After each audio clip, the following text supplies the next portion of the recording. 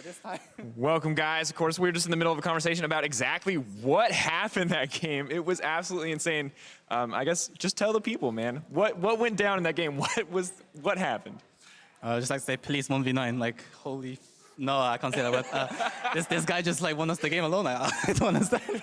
But yeah, we played really bad in the early game. Like, we just gave them a really small advantage during the early in our lane swap. And then after, we got really behind because we can't farm anywhere and kind of got choked. But in the end, thank God, we just outscaled slowly and slowly came back. And yeah, gradually we won.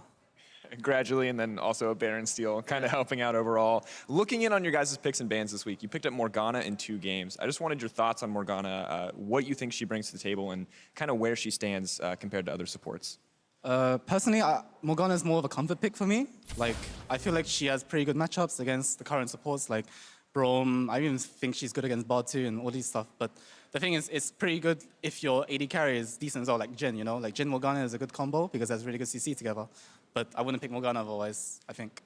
Overall, okay. Looking in on your matches tomorrow, you're picking new things, you're having these close games. How do you feel about going up against the Unicorns of Love? Are you confident about that matchup?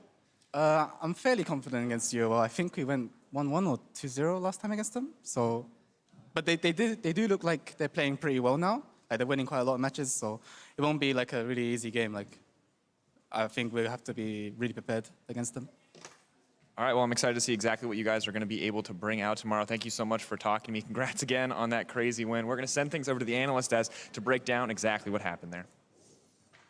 Thank you so much. Well, I was preparing for some mad trash talk here and there, and then Sheepy with the answer, but actually just I feel like that's also how you guys are approaching that game tomorrow. Not overconfident, but both you seem to be on form or in form at this point in the split. Yep, I think so too. I respect them, and we will see how tomorrow the game goes. So yeah, looking forward to that one.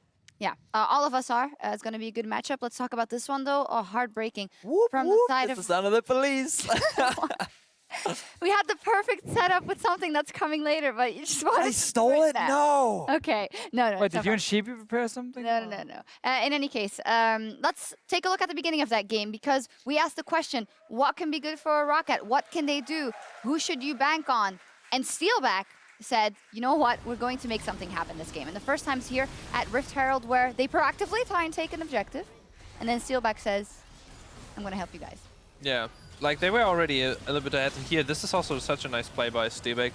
When they're in the 1-3, just solo killing the Morgana there, that's so important. And getting the mid lane turret out of it as well. And also the TP flanks, like, I dislike still the TP of Vladimir. Like, I agree. He didn't TP here. But you know, they are ahead and they're making this team fights happen, and they are just so far ahead. So you know, this is really nice to see. Second game in a row, though. Second game in a row where Vitality are walking into a contest an early objective, the fight before the TP, where they actually don't have to, and end up like getting caught with their pants down almost, and then they end up losing quite a bit in the early game. The last game was where ROCCAT won the fight and could take the Baron, but then obviously didn't get the Baron specifically. But they're like these small fights that ROCCAT win. This game, obviously, they managed to actually really snowball down the control. Yeah, they snowballed. And it was supposed to be a game over, and Sheepy was cheering. He's like, hey, they're going to tie, which means Unicorn's still like pretty far above them in the standings. And then Vitality comes back. Yeah, I wasn't cheering, okay? I'm a fan He of... was dancing around like, hey! I'm a fan of good League of Legends. Yeah, but ROCCAT deservedly getting ahead in the first game, just like 5-man tower dive on 3 people. That was like easy execution, just getting the kills, 3k ahead, choking out the enemy. Yeah, but you say that now, but then from what we've seen from ROCCAT the last couple of weeks, and you mentioned it as well, like, hey, they have to start back at the basics. They did multiple things correct in this matchup.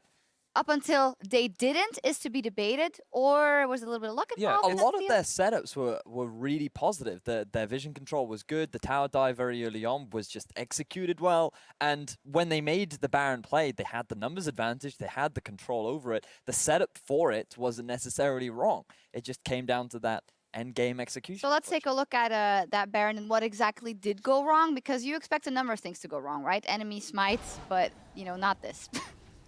I mean, if you just notice, they've got the 4-for-3 numbers advantage. Cabo isn't going to be a big stealing threat. But a 1.4k crit onto a Baron from a Jingle, who's going to expect that to come in from the flank? Yeah, it's more than smite. You couldn't even smite that, so... There's just no way to predict that, and it's just one of those things that ROCCAT have to sort of go, oh, so there's another person that can steal Baron from us, and they just didn't factor that in. Unfortunately, lost it. No, and a 10k Baron power play, which is the biggest split for the side of Vitality. Wow. Yeah. They didn't wait 1 second. They just went over and finished, I guess. Yeah, and this is like the worst feeling ever for ROCCAT, because the most important thing when you're down in the relegation zone is that the teams around you, those are the teams you want to beat or at least tie. Like losing 0-2 to Vitality now makes it almost impossible for this ROCCAT team to actually make it out of promotion tournament. So even if they might have some positive things coming in, it's all honestly now built towards beating 1 or 2 challenger teams in a few weeks from now and then re-qualifying for the LCS. Hey, or still. But they should actually look at the positive Yeah, here. Like, sure. there were a good macro game going on with the bot lane dive, then how they controlled the mid side, looking for TP flanks, something that we see of other teams as well, like Fnatic, G2, especially good at the TP flanks, and forcing the team fights when they're ahead. So ROCCAT had like really a lot of ups there. And if they really capitalize on them, that's like kind of where the coach needs to go in as well. Then they can actually become way better from this game. Yeah, as we see Vitality there. Is that how you would think if you were a coach? Because you're implying, hey, they should already think about what they're going to do in the promotion tournament. Well, I mean, the problem for ROCCAT is like they're running out of time. So they should obviously not think about the promotion tournament right now. They should just think about improving as much as possible. Like take these positives every single time and look at the negatives and try and fix it. But it's something that hopefully for them over the next 2 weeks, they are not like completely down in confidence and they can actually just improve. So because when they walk into promotion tournament, they're going to play teams like Misfits. And you can't make big mistake against them either, because then they can also punish you. And that's the main thing, is re-qualifying for the LCS. Yeah, we'll see what happens for ROCCAT, the player of the game, though. And this is where Fetty Police is the player of the game. Damn it, Vetty. Come on. Whoop, whoop. It's the sound of the police. You gotta do it. Yeah, okay, anyway. The sound of the beat, the sound of the police. A player that catches a lot of flack regularly on Vitality. I think that's fair to say, as AD carry. I would say less now than in the start of the split. So what has he improved on, also from Coach Sheepy's view? Well, he's really good at hitting those ultimate. On Baron. I do think That helps. the meta suits him right now. We've seen a lot of teams sort of rise in power. Giants is another one in particular. We had a lot of criticism towards Sunstar's play, and then with the shift more towards utility in the bottom, carry in the top. I think Veritas too. Yeah, Veritas as well. This has resulted in a lot of AD carries being able to grow a lot more, and it's allowed them to have a bigger impact on their team. And I think he fits really well into this kind of team play that Vitality has right now, where they have like the starting CC, whoever has this, and he is really good at following up on those, always hitting the W from Jin and making those plays happen. So, yeah. Yep, good on him, and player of the game for Police. And over in the EULCS studio, Schalke fired back in game 2. Origin, of course, took that 1-0, and now they are all tied up in true Origin fashion. Yeah, of course. I feel like this game kind of went the way the last game was supposed to go for Schalke as well. It's a fine start for Origin, executing a nice little play on Spraddle in the bottom lane, but the positives kind of ran out from here on and out, and we were only Well, you like were watching 5 that minutes game, in. so you tell us. Yeah, but that's what I'm saying. Like, from here on and out, Schalke was basically in full control and won out basically every single team fight. Some good engages here. I think Toaster should have flashed the pillar. Trundle was once again impactful from Spraddle. Lucian this leads for Ralph, winning game more there, Lucian. Fetty. Yeah, more Lucian. But leads into a Baron. And instead of Schalke now throwing the game like they did in the last one, they're actually able to finish the game. So I think this should have been a 2-0 Schalke and not a 1-1. Origin can technically be happy with this, but they still have so many issues. Like ROCCAT actually looked better today than Origin did. Wow. In the games, like Origin had so little things going for them. So even with the introduction of Toaster, you didn't feel that their overall play, because one of the big criticisms for them was late game, Peke getting caught out, Peke not being Didn't enough for the Toaster just team. get caught out as well here at the end? That's true like, story. Yeah. I think But from Toaster, game 1. Toaster eventually would be better for them than having Peck as an AD carry, who obviously is not an AD carry. But I think right now it's a bit like with ROCCAT, they're running out of time, like when it comes to trying to make it into playoffs.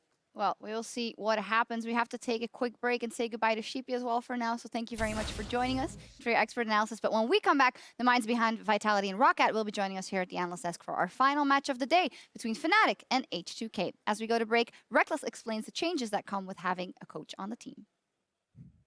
If I compare the stuff that we were doing back then to what we're doing now, it's just like two very different worlds.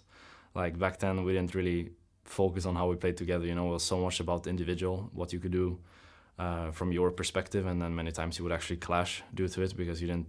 I mean, everyone sees the game differently because they're playing different roles, and it kind of just ends up with people having different opinions about different situations. But I think that's where the coach comes in, and then after that he comes with his people, the analysts and whatnot, and kind of give you the tools to get through this stage that you wouldn't be able to otherwise. And I think that's really important because nowadays it feels like just everyone's much better.